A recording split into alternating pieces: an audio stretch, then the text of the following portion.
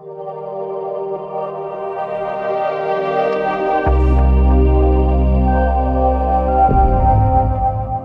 a parlé hier de Netilat Yadayim. On a dit que c'est important. De la même façon que quand on fait un bracha sur un liquide, sur n'importe quoi, je fais d'abord la bracha et après je bois. Je fais d'abord la bracha, nous les Sfaradim, après j'allume les bougies de Shabbat. Pas j'allume les bougies de Shabbat et après je fais la bracha. Non, on ne fait pas comme ça. Chaque chose, on s'appelle Over le Asiyata. C'est avant de faire la mitzvah, avant de consommer quelque chose, je fais d'abord la bracha et après je consomme, après je fais la mitzvah. Dans les Netilat Yadayim, c'est pas tout à fait comme ça. Mi-Ikar a dit normalement, on aurait dû faire la bracha et après se laver les mains. On a dit le Shulchan Aruch, il nous a dit hier, étant donné qu'on n'a pas toujours les mains propres quand on vient se laver les mains, donc tu peux pas faire, on n'a pas le droit de faire une bracha avec les mains sales.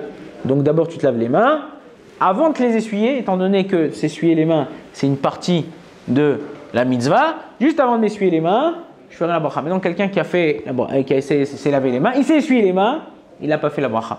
L'Ichora, normalement, il ne pourrait plus faire la bracha. Il y a des poskim qui disent, ça y est, fils fast, tu as perdu la bracha. Qu'est-ce qu'ils disent certains poskim? Ils donnent un patent, ils donnent une façon pour rattraper au moins la bracha. Gratte-toi les cheveux, rentre ta main dans une partie couverte de ton corps, touche tes chaussettes, touche tes chaussures.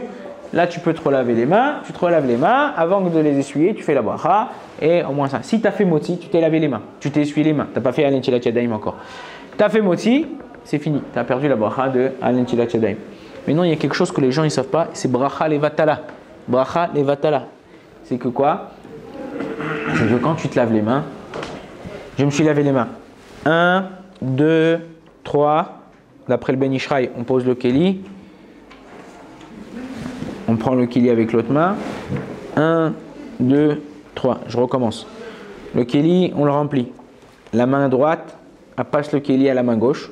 La main gauche, elle lave 3 fois, on verse 3 fois sur la main droite, on pose le keli, on prend le keli, on verse 3 fois. Si je parle entre laver la main droite, je fais 1, 2, 3, et je dis à mon copain, ouais, qu'est-ce que tu vas faire ce soir hein? C'est assourd, on peut faire la bracha quand même, mais les khatrila, il ne faudra pas parler.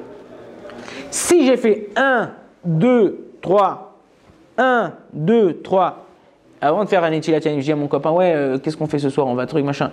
Et je fais Baruch Ata Hashem. Il y a des poskim qui disent, la bracha que je fais de Netilat Yadayim, elle est levatala.